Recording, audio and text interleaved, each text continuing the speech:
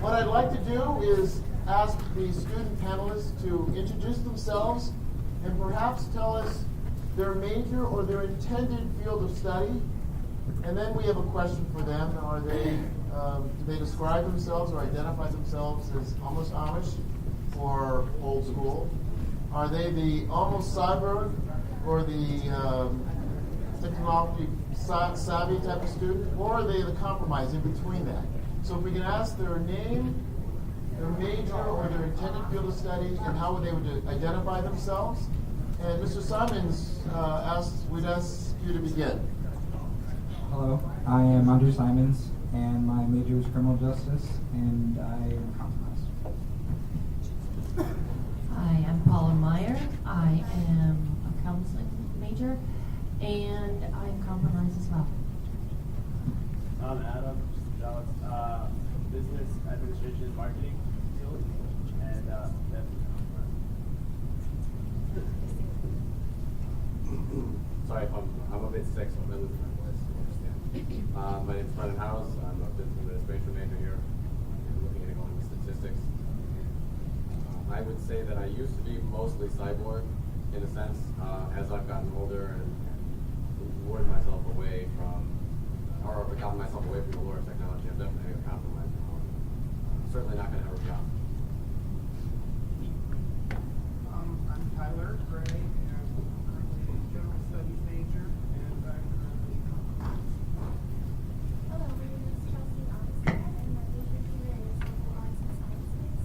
I would eventually stick to clinical psychology and/or pediatric neurology. And I would say I'm a compromise, but borderline almost Amish. I do enjoy basic lectures. I feel like that's the best way that I can. Hi everybody, I'm Arlo Lewis. I want to go into video editing, and I am also a compromised student. I'm not compromised, I just like both. What I'm going to ask, first of all, I ask the students to speak directly into the mic, and don't be afraid of sounding too loud, you all. We have a series of questions for the student panelists. What I'd like to do is offer the question to any of the panelists, but I'd like most of them to respond. And we'll play it by ear. After each of the questions, I'll ask the audience if they have any questions, if there is to be any dialogue about that question. If not, we'll move on to the next question. The first question, what is your relationship to technology as a student? We heard a little bit from Chelsea, but Andre, we'll start with you again. My relationship with technology as a student is that I use it and I don't use it. I use it when it's necessary, but I try my best not to overuse it, especially in classroom settings or even outside of classroom settings. So I would say it's symbiotic. For me, definitely I like the merger of the two. I've taken online classes before, they don't really suit me. I need that one-on-one interaction and the group interaction in a classroom. That helps me learn quite a bit. But I do like how some of my professors have embedded videos in the PowerPoint so that, you know, if something piques my curiosity, I can watch the whole video at home and learn more. So I like that meld. I like having both options available. I don't know. It depends on how interested I am in the actual course. Sometimes it can be overwhelming or not as clear. So, like, if I'm interested, fully vested into the course, then I'm like, all right, technology's awesome. Use it and like identify a lot more with it. Other than that, kind of whatever about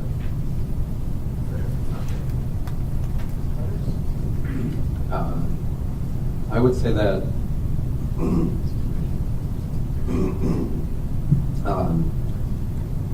technology definitely adds a supplemental aspect. There's nothing better than looking at a piece of paper and reading on the screen, even on a Kindle. It's a little bit harder to really get that kind of what Adam said, that really in-depth feel for the class. So the technology really allows you to expand on that. go a bit deeper. And so when I find myself in a class that's all technology or tries to mostly focus that way, it's a bit harder to, I guess, pay attention because it's more distracting. It's a little easier to just flip away from things that you're doing maybe online. As your browser's open, you go somewhere else. You're a little bit more distracted. So having some of that hard paper with supplemental videos, as you said, really can add a lot to a class. But it needs to be a mix.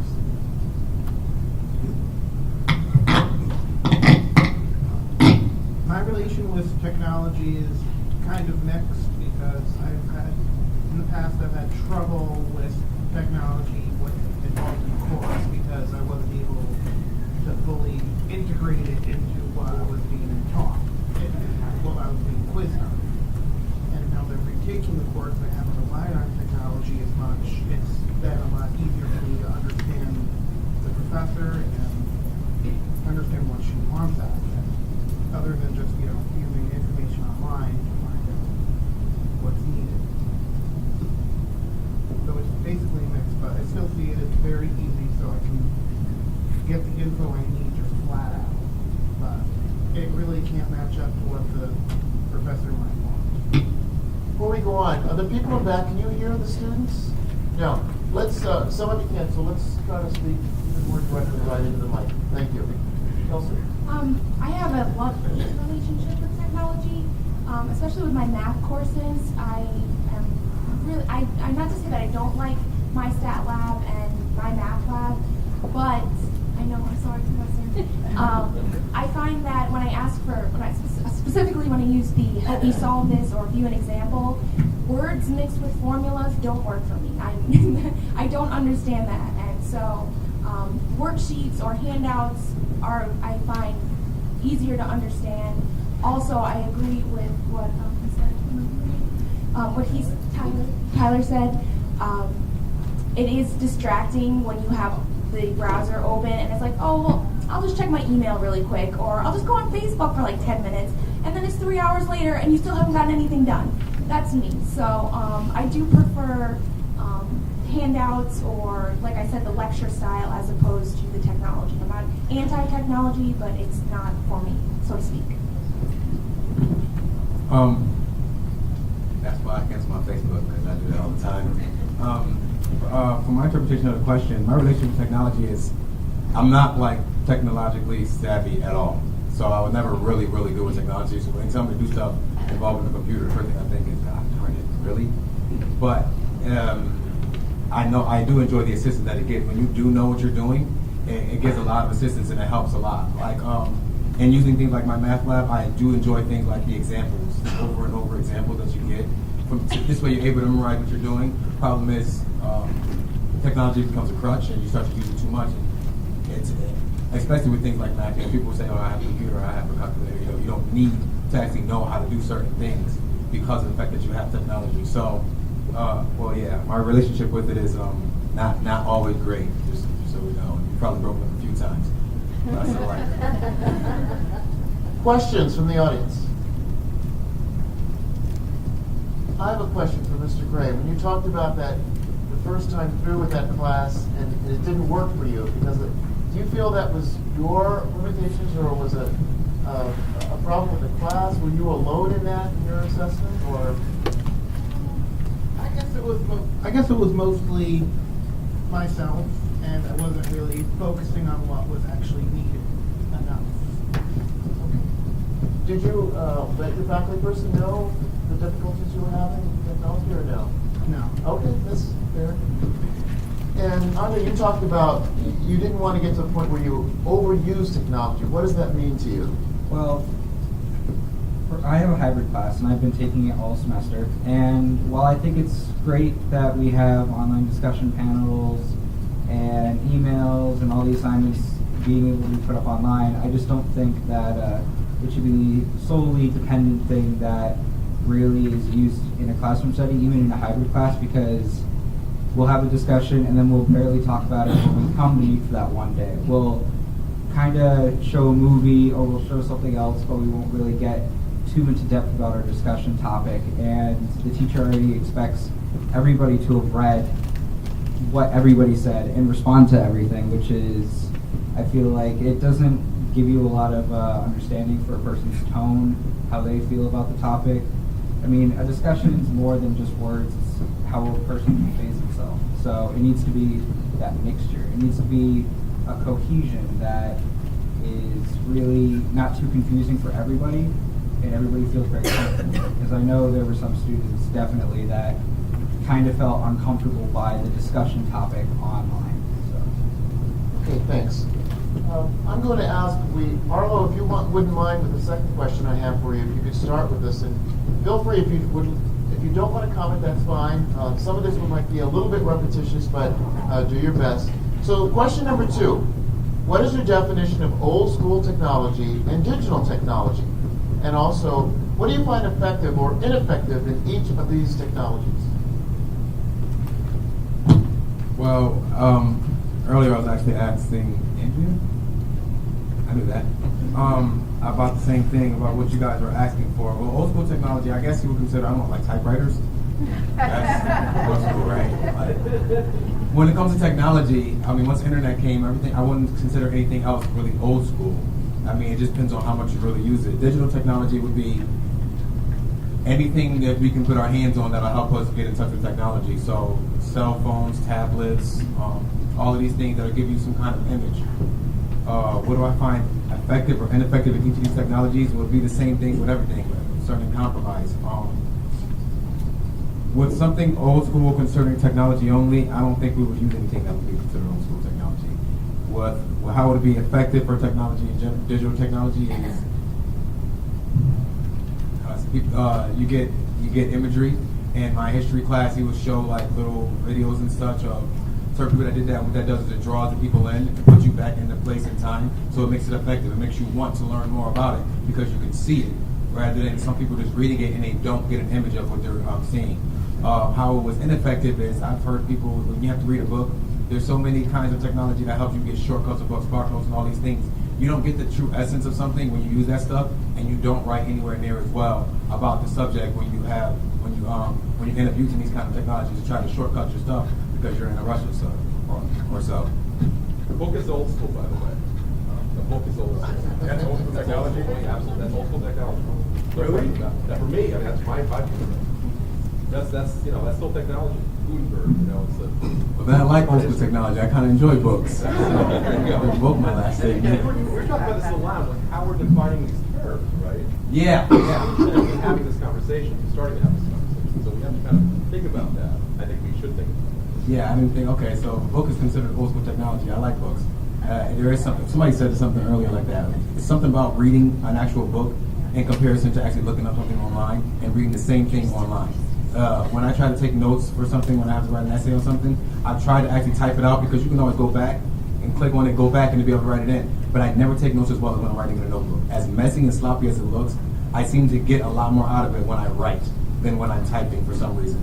And so I really do enjoy the old school technology now that I actually know what it is.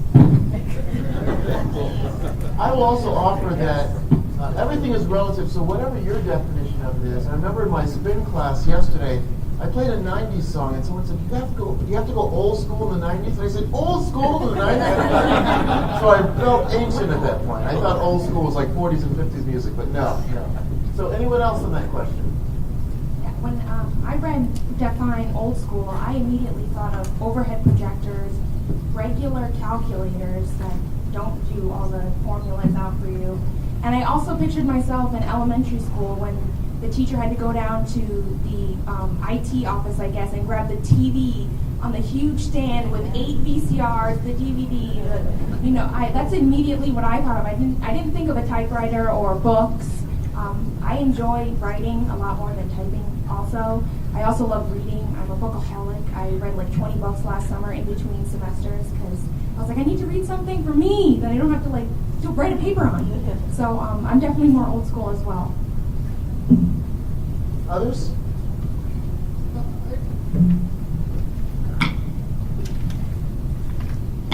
I'd probably define old school as basically anything without, technology at all. Just anything you can have with a pen or pencil and probably a book. And usually I think what's most effective about it is it allows you to be more of an independent studier. Like, it allows you to think out on your own what you have, what your answer is, and whatnot for the subject. Which is, a lot easier. It may be a lot harder than looking it up on the internet, but it also makes you less dependent if you're taking a quiz in class. I think for me, I really do like the meld. I like having the books, having the paper, and not being dependent on, does this location have Wi-Fi? So, not having to worry about, okay, there are 15 people on their computers. Are all of them actually doing something, or is someone trying to find my credit card information? So I like, and also for me, it's easier to flip back and forth in a book than, say, on a Kindle or on a laptop. But the nice thing is having those there if I don't understand something, or I see a footnote and I see a work cited, I can actually look that work up on the internet to reference the exact quote, so I know, I'm not getting the paraphrase, I'm getting the exact quote. But it's also a matter of sources. When you're on the internet, I've had people who believe that Wikipedia is an actual reliable resource. And I tried to explain to them, no, you could go in and change the definition of anything you wanted right then and there. So, reliable sources can be a challenge in anything, but mostly I found on the internet, finding reliable sources, going to the Avesco search engine. You need to be savvy with your technology. I agree. I think that encyclopedias, a lot of the generation that will be at this campus for the next 5 years won't even know what they are. They go to the library, they don't think book. They think, oh, I have a printer. That's it. And that when you read something in a book, you read a short story, whether you're business ethics and you're learning all these new words and terms and philosophies. But if you were just to look up what this dude did, you're like, okay, cool, he's utilitarian, whatever. It doesn't sink in. When you read the whole story, you get the whole picture. But then if you're in marketing and you have to do demographics, you're not going to go and get the papers that are thousands of pages to read the demographics on a certain society. No, you're just going to so it depends. I'm all for learning through reading, also for shorthand.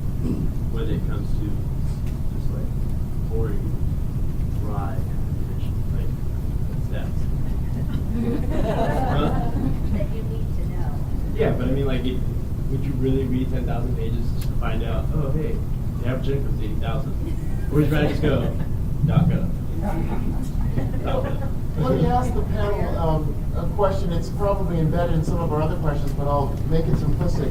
Have you experienced here either some of your classrooms that you think are classrooms are old school and you find it boring, or do you feel maybe with the newest technology, are you threatened by that? Have you had that experience at all at Tunxis?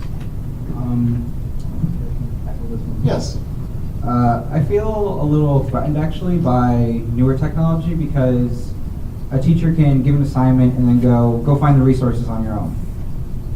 I mean, yes, it's open-ended. Yes, we need to have the independence to do that, but at the same time, I feel like even having one book suggested, one article, one thing that is brought up by you saying, this is what I'm looking for. It gives me an idea of, okay, they're looking for this kind of writing. They're looking for this kind of context. All right, now I can take this and I can go further with it into the internet.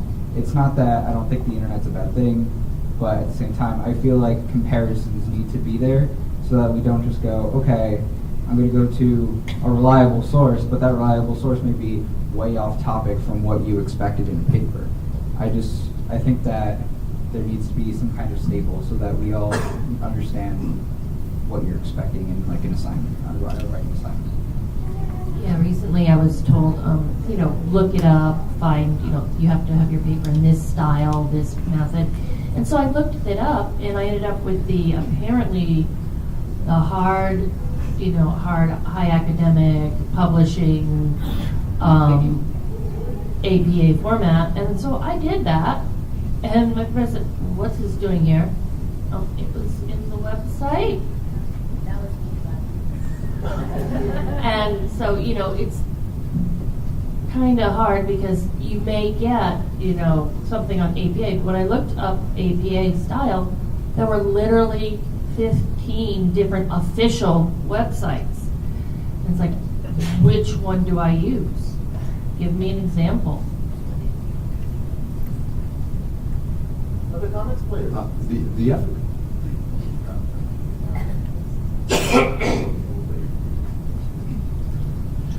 The efficacy of new technologies can be kind of a double-edged sword. You know, you have a PDF that's searchable. You can literally type in, kind of like a website, go right to the source that you need, that one quote, that one piece of information you were looking at. If you have a book, you have to read more in depth. And I think you get more out of that because you're forced to maybe learn more of the context than just that one piece of information you need. If you're just piecing it together, there's a statistic here and a piece of data there. Here's a quote from some guy that'll back me up, but you really don't know what you're talking about because all you did was search, copy, paste, edit it a little bit, paraphrase it here or there, fill in some connected words, and you're good. You really haven't learned anything. But on the opposite side of that, it makes you so much more efficient, but you have to be so determined and astute with knowing what you're getting yourself into, knowing where you're going, what you're searching for, how you're applying it, and really have to be disciplined, I suppose, to not go on Facebook for 3 hours and really get yourself nailed down and getting it done. So it does have a lot of benefits, but there are some negatives that can kind of draw you in and hurt you without you even realizing it.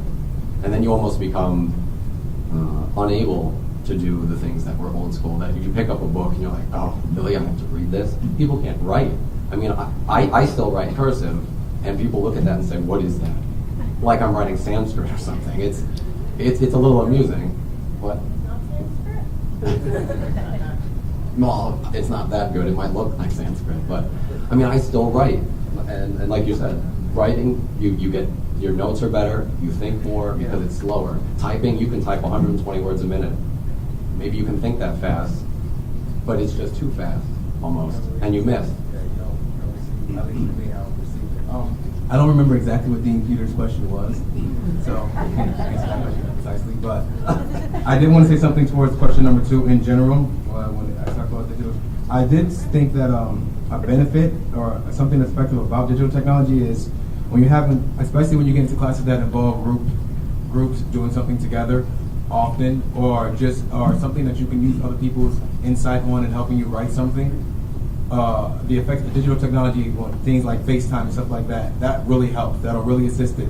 Not only that, when you're looking up something that you don't really understand or don't know much about, you can look up something on the internet and it tells you the same thing in so many different ways that if you begin to merge it all together, like, you know what, now I get it. Because this person said it in this way, and when they said it in that way, I can get the definition or the meaning they're trying to get behind it. Whereas in a book, you really only have that one setting, and that's the only way. And if you don't receive however they wrote it, then you just don't receive it. Unless you have the time, and the professor can't take each and every student that doesn't understand something to be able to word it in a different way. So I do think that digital technology does come in handy depending on how you use it. And like the state what he's saying, it's about responsibility. So it goes more to the student of how they apply it rather than so much the technology itself. Okay, yeah. But from like your guys' perspective, you guys use it. Your lesson plans. So I'm in business, so everything's got to be current. And one thing that I find awesome is that when we do current events, we're not reading a magazine or like talking about endpoints. That's super current, right?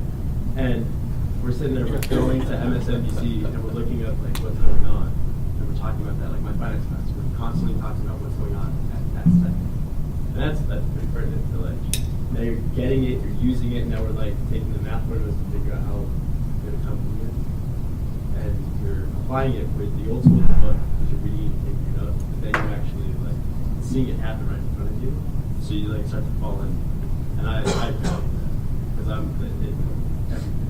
All right, let me ask you, I asked for specific examples, and they were great examples. So now, in a general sense, do you have a sense, the third question was, do you have a sense of the priority Tunxis has placed on one for the other technology? And how do you think we can best apply our limited resources in our planning and instruction? Any response to that? Sure. With your limited resources, it appears as though the technology has really been adopted and full force almost. I mean, every classroom seems to be, especially in the new building, everything seems to be set up with projectors, technology, just it's flawless. I mean, you give a presentation and it's just, I mean, the IT people here do a phenomenal job.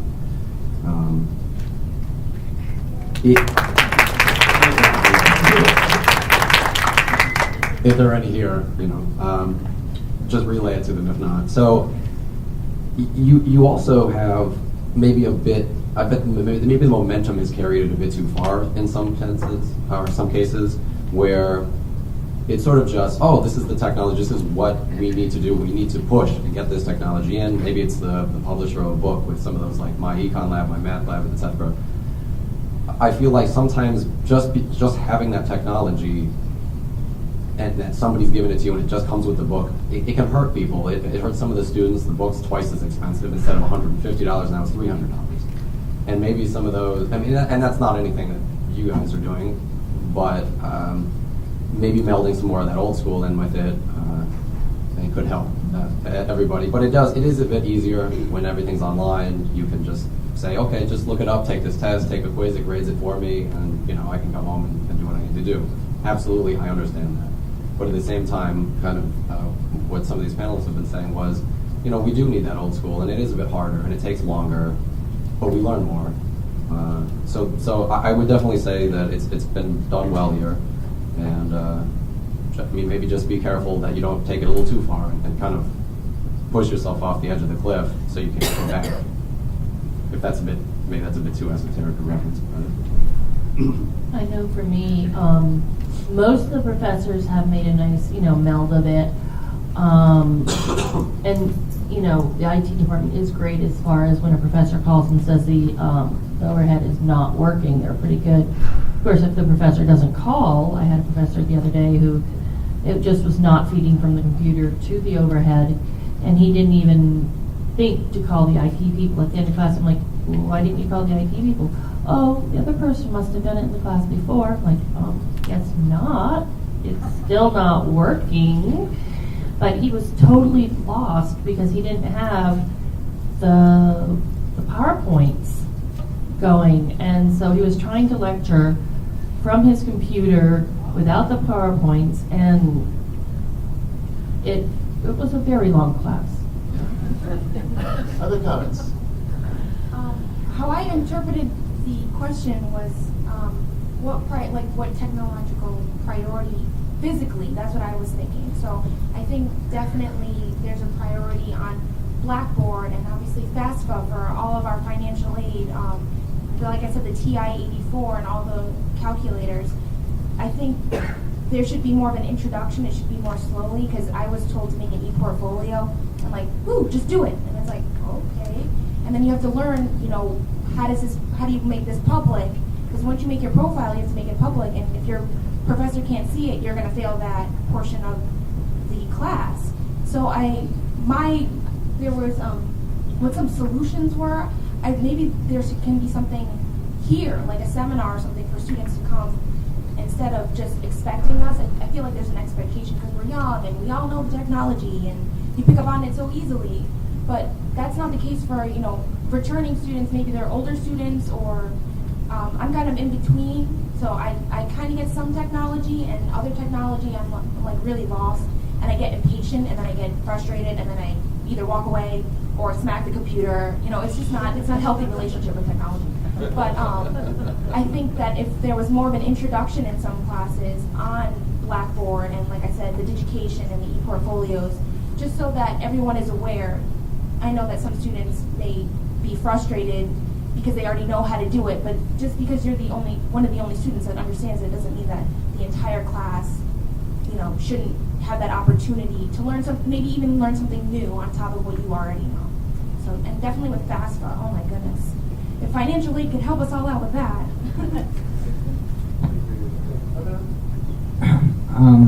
I definitely have to say I agree with that. I think that Tunxis is very eager to incorporate new technology so that everybody has the best opportunities to learn. And some of us are very used to old style teaching, and we come in with that old style teaching, and then we get Blackboard, and then we get ePortfolio and all the other wonderful things to our disposal, but sometimes we don't know how to use it.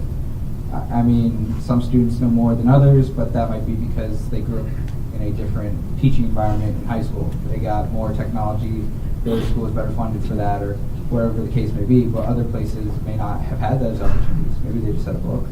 That's all they really know, and then they come here and they're surprised by the new technology. And I think it's a slow process that has to happen where everybody develops into that proficiency instead of that expectation that we're already good at it. Because I feel like Chelsea said, we're young, we're supposed to know the technology, we're really well versed with it, but sometimes that isn't the case. Some people just don't even touch Facebook. Some people don't understand Blackboard, and they don't use it ever. But then sometimes when the assignment's put up, they suffer because they don't see it, or they don't know how to access it. And you don't want that. You don't want people slipping through the cracks. If I may, with 10 minutes left, I want to ask the audience if they have any questions. So, my question would be, in your classes, don't your instructors go over Blackboard in the first, couple of classes and talk about where things are and where you might be able to get help if you need it? So the question was, for those of you in the back, at the very first class, do you get that kind of instruction from your faculty of what Blackboard is or what the technology is to help ease that transition? Absolutely. I can't speak for every professor out there, but majority of you guys have that on point. The introduction to it. But when it comes to actually learning how to do things like the ePortfolio, yeah, it's confusing, but there's no lab. No one goes to it, but there is. It's there. It's on us. We have to own that. And That's something I was unaware of. I didn't know that there was a lab for that. And back to what Dr. Peters was saying, it's more of a brief overview. It's kind of like the syllabus, We all know how to read, so read the syllabus. I'm just going to hit the main points, and it's up to you to go back and read it in depth and, interpret what this class is expecting of you. And with Blackboard, I mean, it's not that it's not to say that it's not difficult, but it is kind of difficult. It doesn't scream, this is easy. You can do this. Click here first, step 1. Click here second. It's not like that. So for students to be made aware that there's labs for us to go to, I think that's crucial in the beginning of the semester, especially if that's a requirement for the class. Other responses to Dr. Richard's question? We'll take more questions. Paulo? Exactly. What was your question? Yeah. Oh, yeah. You know what? I was going to say the same thing, very similar to what she said, because it's kind of vague. It is only vague to people who don't have any. Like I said, I'm not technologically savvy at all. So when they said Blackboard, they get this vague interpretation. They're going through it fast, and I understand they have to have time limits because they have other things they need to do. So it's understandable that there's time limits, and so you try to find people that can probably help you to understand it better. But the vague of the teaching of in the beginning, I had no idea how to use it, and I've been exposed to too much. Luckily, it's not. It hasn't been too much of a priority. It just kind of helps you find out what you need to do next. So it's never been like you need Blackboard so much to get anything, because it kind of just is a guidance. I've noticed that. I've never seen Blackboard to be a necessity, whereas if you didn't need to have Blackboard, you're not going to be able to pass the class. At least for the classes that I've taken so far. And I haven't taken too many, so I don't know how verified that would be. I like it. It takes away the paper. Submit here. Cool. I don't have to worry about it. I don't have a printer, so I use the library as a printer. So I don't have to show up an hour early and hope that there's an available computer to sit there and log in to do that. Just, I have it on my phone. I'm not technical, or I'm not really savvy when it comes to technology, but I do find myself learning with anything.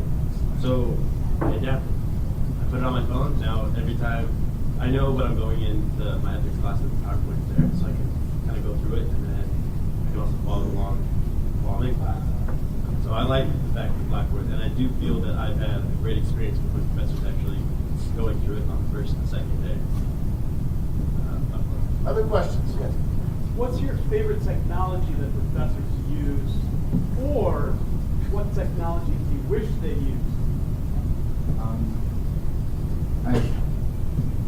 personally, I like PowerPoint, I like visual aids, I like certain facets of Blackboard.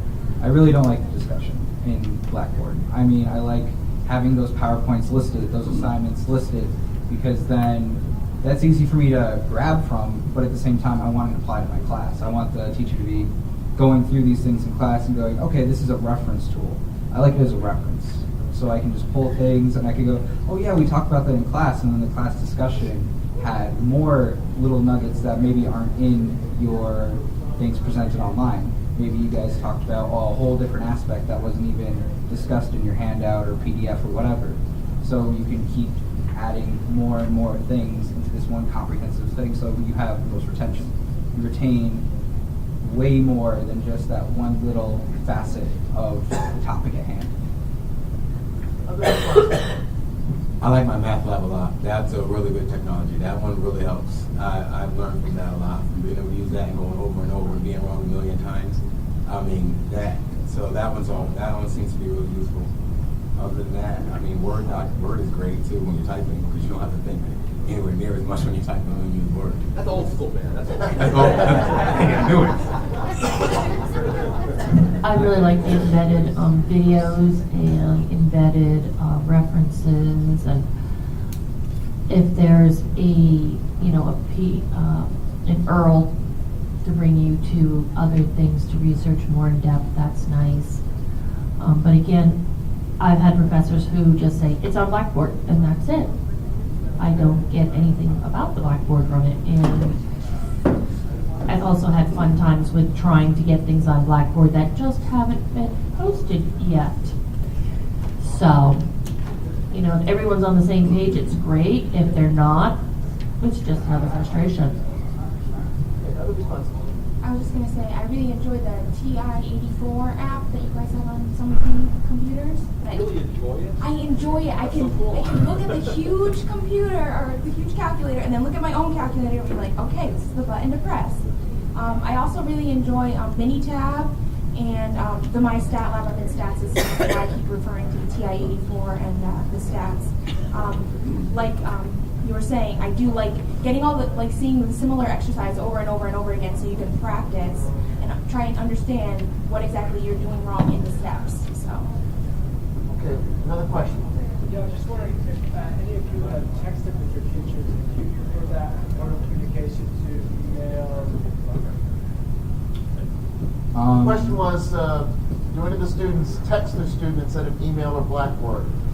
Well, last year I had one professor, and she actually sent, I believe she sent me a text before, right before I was about to leave for class, which was actually very useful because it's a half-hour drive out here, and that was my only class for the day. So, yeah, she canceled the class. I'm sorry. I think that texting for teachers would be great. I think it's something that should actually be looked into. It really can get to a student quickly. If a teacher's like, I really need to talk to you, could you email me or get to a computer or call me or meet with me at some time really soon? That's a great way to use it. I don't think it should be used for at-length discussions.